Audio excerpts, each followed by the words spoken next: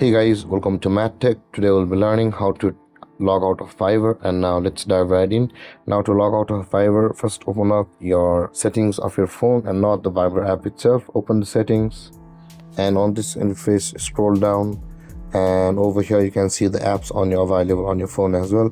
Tap on apps, and over here again tap on the app management at the top of the screen, and on this interface guys, search for Fiverr and open the Fiverr over here, and you can see there is the storage usage option available for us just below the data usage. Tap on storage usage, and you can see we'll be required to clear the data from our Fiverr app in order to log out from our account.